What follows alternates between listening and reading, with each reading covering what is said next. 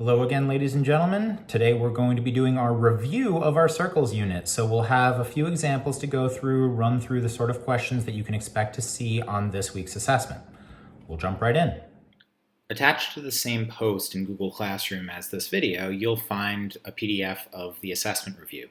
8 pages of goodness. The first page includes all of these different formulas, and I wrote out here a more thorough explanation for the difference between exact and approximate. Hopefully, especially the example that I've given you here, helps you understand what the difference between those is.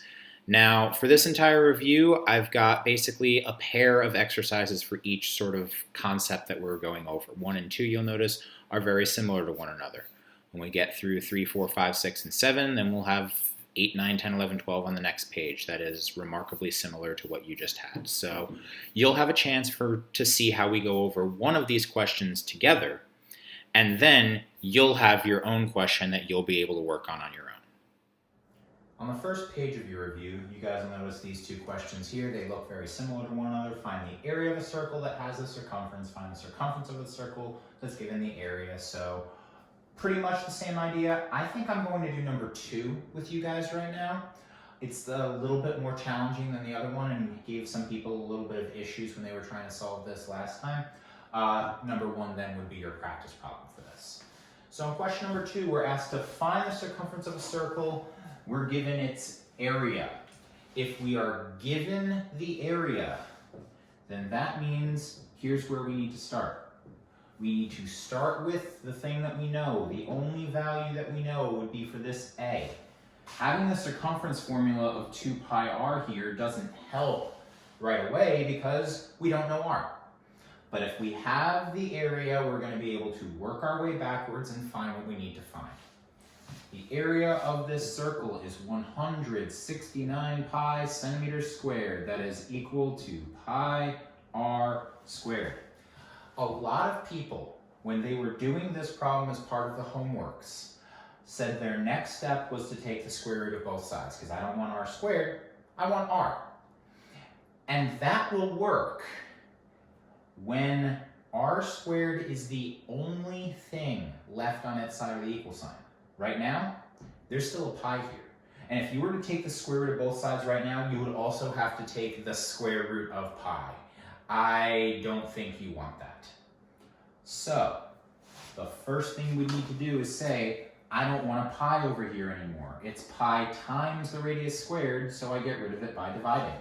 And the good news is, we divide by pi so that we can cancel the pi's on the right side and the left. So if we don't do that whole square root thing first, we're going to see that the square root we do have to take at the end is very, very nice. At the very end, we want to know what number, when I multiply it by itself, gives me 169. That would be 13. So our radius for this circle is 13 centimeters. And now we have the only thing we need to find the circumference. You plug that in, you get 2 pi times the radius, which is 13. Your circumference is 26 pi centimeters. Here's your exact answer for this problem. Again, exact answers. Please make sure you're just doing 2 times 13. You'll leave the pi for the very end.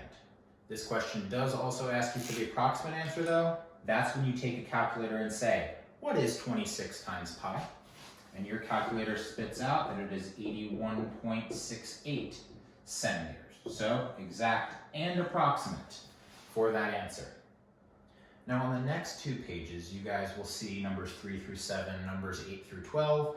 They each deal with a circle. Circle is divided into 3 parts essentially. We need to find out some information about the circle as a whole and about each of those parts individually. Question number 3, guys, find the exact area, find the exact circumference. At this point, should take you no more than 10 seconds. Because if you can plug in a radius and do something with it, if you can take 4 and square it, you're done. 16 pi inches squared. If you can take your radius and double it, 4 times 2 gives us 8 pi inches for our circumference. So again, that should not take any time at all. The next piece, we will have a little bit more issues. We are asked again for an exact Everything in this problem is exact, so I know you're very excited. Exact length of arc BC. We want to know the exact distance from this point around this curve to point C. In order to do that, we had a formula. Several have been listed on the very top of your review. And I'm going to do this in the fraction equals fraction format. Again, I think a lot of you have a lot more comfort with setting up proportions and cross multiplying. If you'd rather do the straight linear equation sort of thing, that's fine too. On the top over here, we have theta over 360. If we're asked for length of an arc, that's one thing we're looking for. The other thing we need to know, part of a circle over the whole thing, part of a circle over the whole distance all the way around. Arcs are lengths, our circumference was our length of the entire circle, so that's what we need to use here. Great news, that means we already have what we're supposed to put on the bottom of this fraction. Here's your 8 pi. Theta is whatever central angle makes that arc. And that's the only angle we have in this drawing right now anyway. 135 degrees. So, all we've got to do here is our normal cross multiplication. We're going to have to take 135 and multiply it by 8. Sounds like a lot, I know. Hopefully, and I'll change this to an x just so that you guys don't have to write too many letters. Hopefully you don't find it too bad. 360x is equal to 1080 pi. Last step, of course, divide both sides by 360 and see what we get. We were asked for an exact length here, so we're really hoping that 1080 divided by 360 is something nice. It is. The length of this arc is 3 pi, not centimeters, but inches for this problem. Now you may notice some similarities between the two questions I've got up here now, parts 5 and 6 for this problem, where we're both talking about areas of sectors. So we're going to be using the same formula for both.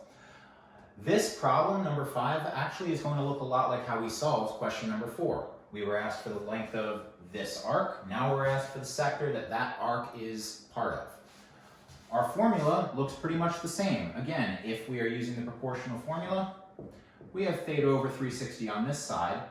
This time we're talking about area of a sector. That is a piece of the circle.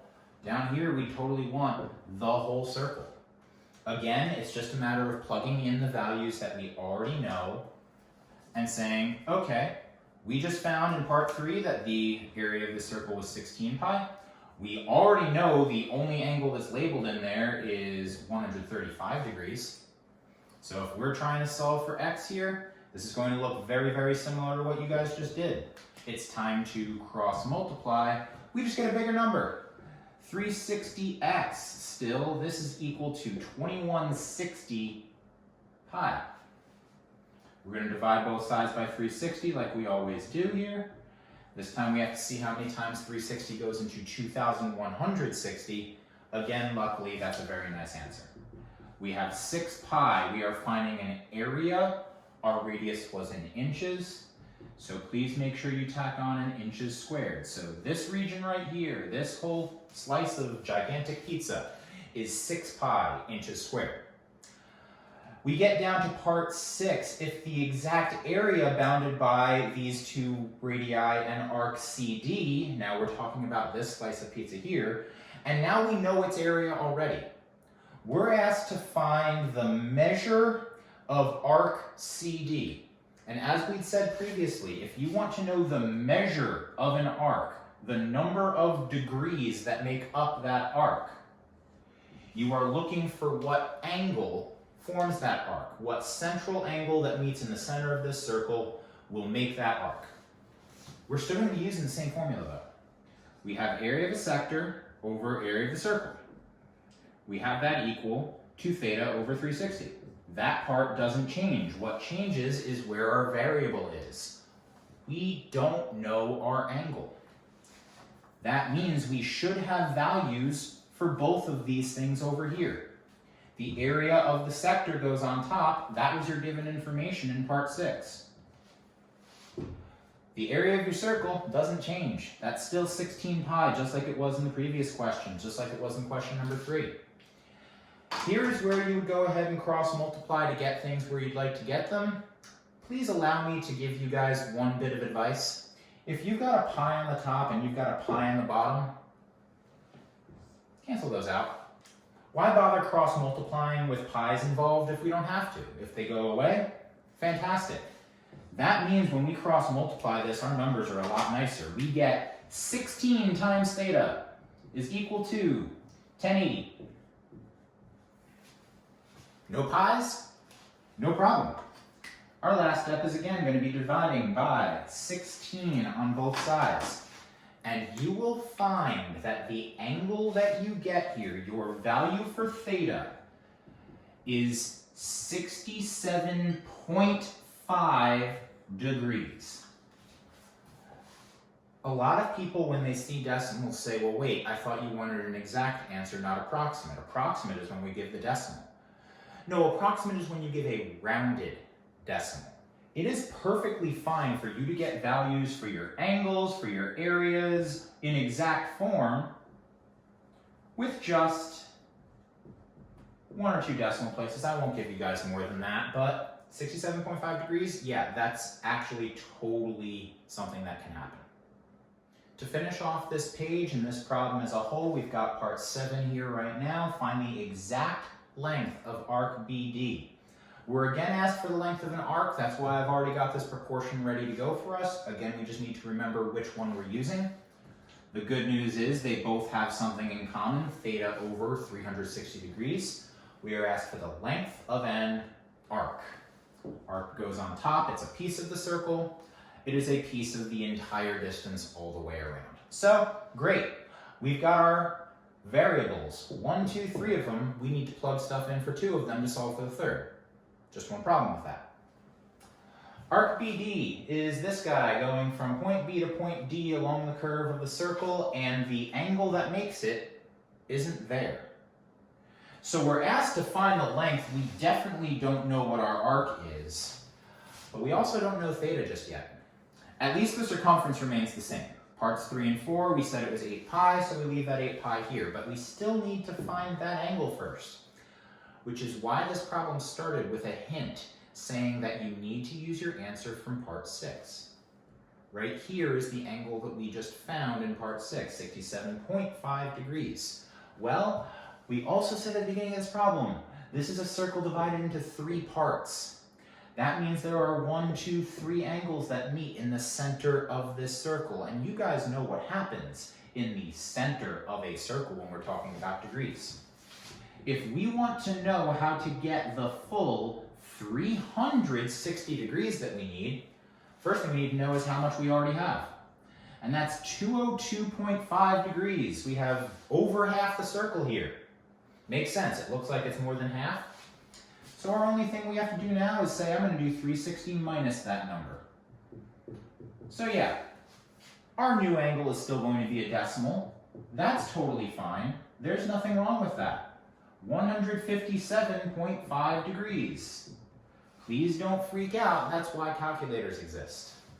But at least we now know what has to go right here. 157.5, and we're about to have to cross multiply. Unlike before, there's no pi's to cancel, so this pi is going along for the ride. The good news, we start off with the similar thing we've been seeing in parts 4 and 5. 360 times x. 8 pi times 157.5, that actually turns out not to be a decimal in front of the pi. 1260 pi. Our last step, of course, is to get x by itself. We need to divide both sides by 360, at which point you get 3.5 pi. We were asked for a length, so we put inches. And guys, like I said, it is totally okay for your exact answers to have decimals in them as long as they're not rounded decimals. This is exactly 3.5 when I do the division here. So 3.5 pi is a perfectly fine way to leave our exact answer. In fact, it's one of only 2 correct answers I would accept. The other is to take that 3.5 and say what that would be as a fraction. Whether you put the pi in the top or on the outside, that doesn't matter. But 3.5 is 7/2, so 7/2 pi inches would also be acceptable. So there's 3 through 7. I'll encourage you guys now to look at the next page, numbers 8 through 12. Very similar problems. I changed a little bit of the wording on parts 6 and 7, so watch out for that. I'm sorry, on parts 11 and 12, which match up with 6 and 7. But try your best, solutions will be posted. Now on the next 2 pages, numbers 13 and 14, you'll see our classic area of a shaded region problems. And we're going to be asked about that shaded region down in part E of each of these questions. But first, we got to run our way through all the stuff we've done before. Here are 3 questions that should look very, very familiar to you, parts A through C. We've just got a different circle this time. We've got a different angle. We've got a different radius, and we just need to do what we need to do. The good news is, part A should still only take us 5 to 10 seconds. The area of a circle, still pi r squared. This time we're just squaring 14, we get 196 pi centimeters squared. Our circumference, again, exact circumference. 2 pi times our radius, 2 times 14 is 28, and we're good. That's not in units squared though, that's just the centimeters. Part B, we're asked for an exact length of an arc. Again, if you guys have been paying attention going through this on your own practicing, you should see now. Same formula that we're going to have to deal with here. We don't know the length of the arc, but we do know the circumference. We've just got to plug those things in. Here's where your 28 pi is going to live. Here's where your 108 degrees is going to live. Now, I'll let you guys go ahead and do 108 times 28 and then divide it by 360. What you're going to see here is you get a length of 8.4 pi centimeters. Again, totally fine to leave that as an exact answer because this decimal will not be rounded when you multiply 108 times 28 and then divide by 360. Again, the only other correct answer I would accept for exact would be to write that as an improper fraction in reduced form. Please, no mixed numbers ever, ever. 8 2/5 makes me cry, so please don't do it. Part C, approximate area of a sector this time. Well, area of a sector means we're still looking at that same kind of formula, theta over 360. At this point, I don't know why I'm even writing theta because we know what angle is going to live there. On the top, the thing we don't know is the area of the sector. On the bottom, that's why we found our area. So 196 pi lives over here. On the top here, we're going to get our 108, and again, we're going to have to cross multiply. If you guys thought I skipped this part because it looked difficult, I'm going to skip 108 times 196 because it looks pretty difficult. But if I've got a calculator, I can do that number times 196, not the pi, just leave it for now, and then divide by 360. I would get an answer of 58.8 pi. But we were asked for an approximate answer. Here's what your exact answer would have to look like. But since this is an approximate answer, we still need to go in, grab our calculators, and find our rounded decimal. And that would be 184.73. It's still an area, we still use centimeters squared. So again, because you were asked for approximate, now leaving it like this, 58.8 pi, is no longer acceptable. So it's time for us to start with something that we haven't done yet in this packet, and that's finding the area of a triangle. I know this is the circles unit, this is a review of what we've done in previous chapters, that's fine. We're asked to find the area of triangle cat, and to make this easier on you guys, again, I highly suggest take that triangle and draw it separately so that you can see it here. You won't have to deal with the mess that's going on there. So here's your 108 degree angle. Each of these distances here is 14. They are each your radius. So, good news, we have an isosceles triangle. That means we have something that we can split down the middle. And when we do that, we can see which piece of this triangle will be our base. We can see which piece is going to be our height. We also have to make sure that we take our 108-degree angle and divide it into two parts, 54, 54. When we're doing this problem, we want to find the height of this triangle and the length of the base. Where we're going to look instead is just on half of the base. Remember, 1/2 times base times height is what we want for the area formula of a triangle anyway, which means we only need to concern ourselves with half of this triangle. We now have ourselves a right triangle where we know one of our sides, and we know all the angles. If we wanted to find that this is 36 degrees and use 36 degrees, that's fine too. But now it just comes time for us to do some trigonometry. Now, hopefully, SOHCAHTOA at this point is burned into your skulls. You have the hypotenuse, you have the longest side of this triangle.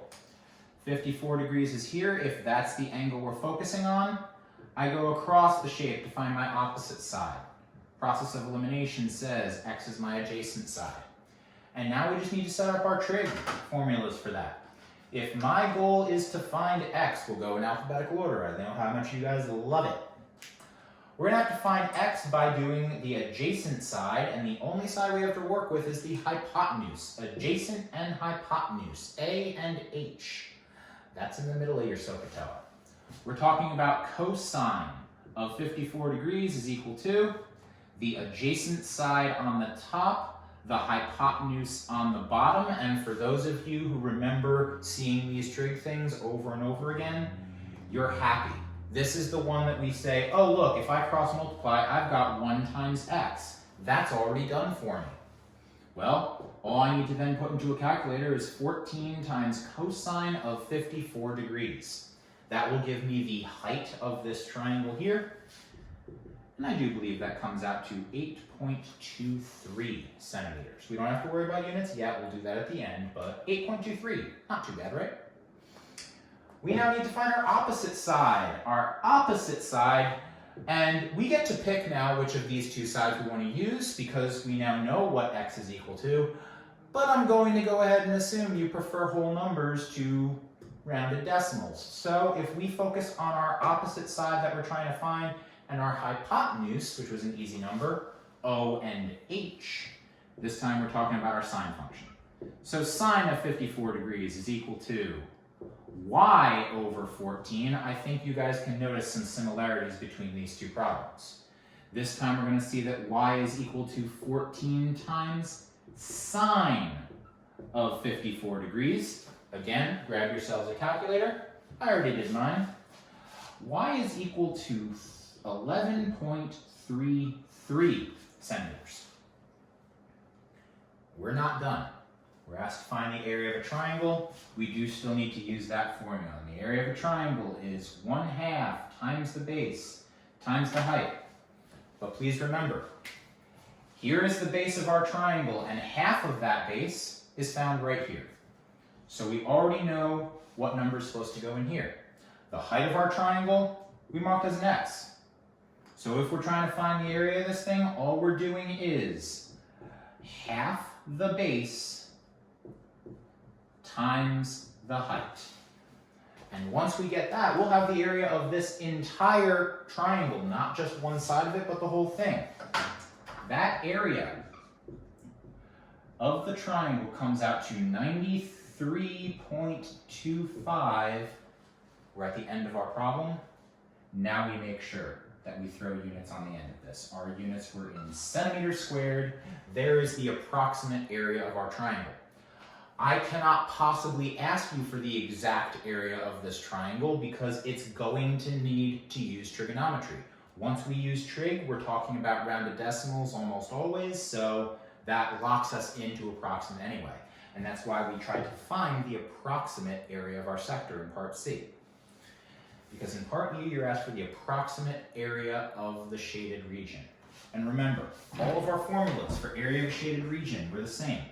If you want to know what the shaded region is, you take the area of the big shape, you subtract off the area of the small shape, and you'll have what's left over. Just need to keep in mind what our big shape and our small shape are. We want to know the area of the crust of our slice of pizza. That means our big shape is the slice of pizza, the entire sector. What we need to take away to find the crust is the good parts, the sauce, the cheese, the toppings, all that needs to go away. Luckily, we have those two numbers here. 184.73 we found for the area of our sector. 93.25 we found for the area of our triangle. And when we subtract those two numbers in a calculator, we get our final answer. The area of our shaded region is 91.48. Again, our units are in centimeters squared. We're talking about area in this same problem. And we've made our way to the end here. There's question number 13 in its entirety. Question number 14, again, I highly encourage you guys to give it a shot. If you're interested in some extra practice with these area of a shaded region style questions, you've got 13 and 14, 13 we just went over. Take a look at this drawing and then go all the way to the last page. Your challenge exercise in this assessment review, it's the same drawing, and it's actually the same distance, 14 centimeters, but this time that's line segment AC. So what happens if the third side of this triangle is 14 and not the radius? Give it a shot. It's going to involve obviously a little bit different calculations than you did in number 13, but I don't think it's too bad. So for the last problem that we'll go over together in this packet, number 15, we've got one of those inscribed regular polygon style questions. We're told that this is a regular octagon, 8-sided shape, inscribed in this circle, centered at point I, and we're told that each side length of the octagon is 8 feet. So there's the great news. We do have some measurement that we'll be able to use as we go through this. We're asked to find the approximate area of triangle Fig. Okay, well, first thing we should probably do is make sure we can see where triangle Fig is. So that means we're going to go take a line from F to I, take a line from G to I, so we can see where that triangle is. All we have to do is be able to figure out some stuff about it. I already know that this is 8 feet because every side of our regular octagon has to be the same. But we're going to have to figure out some more stuff about it. And in order to do that, please remember what we know about what happens when we take these radii and start drawing them in for our regular polygon. As we continue going around this shape and drawing these lines in, we are continuously making a bunch of triangles going around the inside. And of course, what do we remember about all of these triangles? Not drawn to scale, but they all have to be exactly the same. Which means, on the very inside here, we can at least focus on the fact that we still know inside a circle, around that center point, we have 360 degrees. So step one, make sure we can get the angle that we'd find in only one of those triangles instead of all 8. And when we divide 360 into 8 parts, each part is 45 degrees. Now, to help you guys make this look a little bit easier, I know I've said we're looking for the area of triangle FIG. I'm going to draw this triangle on the board here just because, again, your base is at the bottom. You can see how everything's going to go, and so hopefully that will make things a little easier for you to look at. So here is triangle ABI, I guess. And we just said that each angle going around the inside of this is 45 degrees. So all we've got to do from here is figure out what else we're doing. We need to find the area of one of these triangles. That means, of course, we're going to need to do half the base times the height.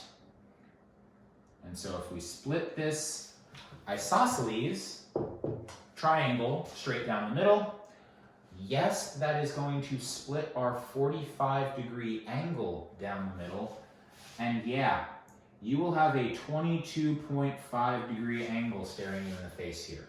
That's fine. Again, decimal degrees, totally fine. In fact, has to happen in this kind of shape. We know that the entire side length of this thing is 8 feet, which means, of course, we only care about half the base. Great news for the area of our triangle, though. We already know half the base is 4. If we can figure out what this other dotted line is, we have our height, we multiply that times 4, we get the area of one of these triangles. In order for us to find the area of one of these triangles, in order for us to find that height, we are of course focusing only on a right triangle. So taking that entire triangle, splitting it down the middle, and basically saying, I only care about one side of it, because I still need to know what the height of my triangle is. And while we're at it, we might as well also try to find the length of the hypotenuse as well. The radius of this circle, IB, for example. So that might help us in, I don't know, part C down the line. Time for us to just do our random trigonometry. We again focus on a specific angle. We've already said this side's the hypotenuse. We can go to the opposite side for 4. We can go to the adjacent side for x. And now we have everything ready to go. The most challenging part of this question is that, unlike what you saw in the previous problem number 13 when we involved our trigonometry, the setup for the equation is going to be a little bit different now. Because now we have the opposite side, and let's say we're working with just a triangle, we want to find the area of it, we need to find the adjacent side. Opposite and adjacent. We haven't used tangent yet in this video, so let's go ahead and do that. Tangent of 22.5 degrees is equal to opposite over adjacent. That means in this problem, your 4 is going on the top of your fraction, your x is going on the bottom. Looks a little bit weirder. It's not going to be solved exactly the same way as we had in number 13. Now we've got x times tangent of 22.5 degrees. That's ugly. 1 times 4, that's not, thankfully. So, okay, all we've got to do is get x by itself. Please remember what your little trick is. If x was in the bottom of your fraction, if whatever you're trying to solve for here is in the bottom of your fraction, your last step will be to divide by your trig function instead of multiplying like we did in the last problem. So 4 divided by tangent of 22.5 is going to give us the height of this triangle. When you get to this point, of course, grab yourself a calculator, and you'll get 9.66 as the height of this triangle. So we're ready to answer part A, but before we do, while we've got this triangle written up here, we might as well go ahead and try to find the radius. So that means we're using our opposite side. Again, let's focus on our whole number, not our random decimal we just found. Using our opposite side to find our hypotenuse. This is another sine question. This time sine of 22.5 is equal to the opposite over the hypotenuse. Notice a similar setup to what we just had here. So I'm going to skip the cross multiplication part. I know that if my r is on the bottom of this fraction, my last step is going to be to take 4 and divide it by sine of 22.5, which gives us a radius of 10.45, and we're happy to see that that number is larger than the other two sides are. So yeah, we do have a hypotenuse here. That makes sense to us. Now it's just time for us to finish off this problem.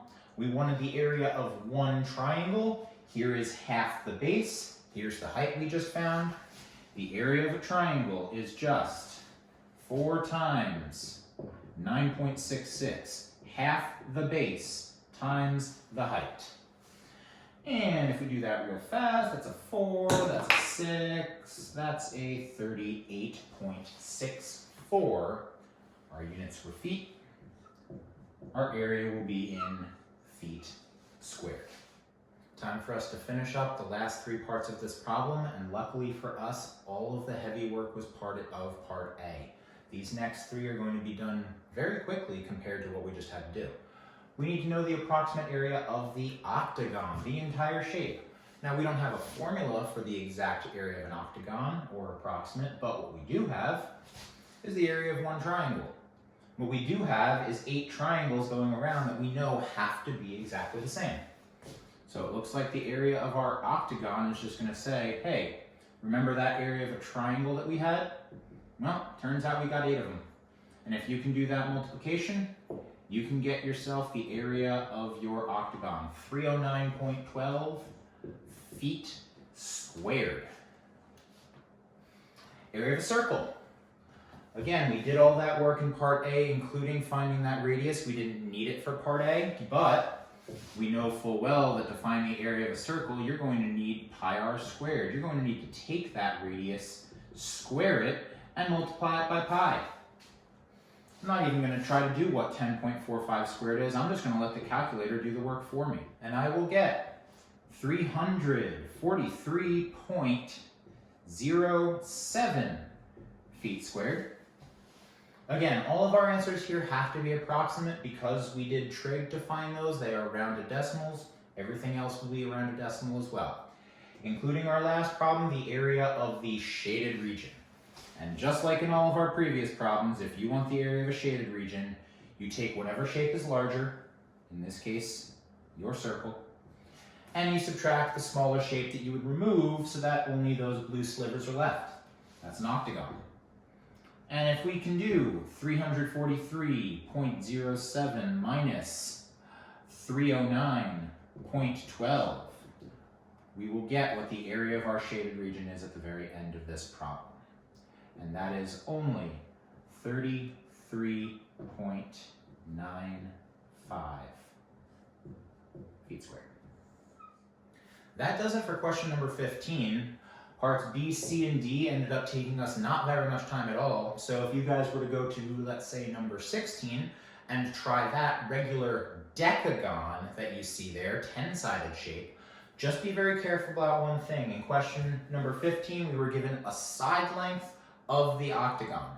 In question number 16, you are given the radius. That means one of your things will be abundantly easy, but you'll have to do a little bit more work for part A of the problem to find the other pieces. Solutions for the remaining problems in this packet that we didn't go over together are going to be posted on Google Classroom sometime Monday evening, Tuesday morning, just depending on how long it takes me to finalize those for you guys. Look those over. Please try those problems on your own because that's the best way that you can prepare yourself for this week's assessment. Now, after some thought, I've decided that this week's assessment is going to be sent out as part of a Google form, so it's not going to be on Khan Academy. I know a lot of you had trouble logging in, and the questions on Khan Academy don't exactly parallel what we did together in class. So I'll attach that on Wednesday and Thursday, depending on which class you have, and you'll be able to attach your files as you normally would. I might go into a little tutorial about how to more easily attach them so that your work is very well organized. That's it for today. Good luck with those review problems. Come to our office hours, 1:30 every weekday if you have questions. Take care.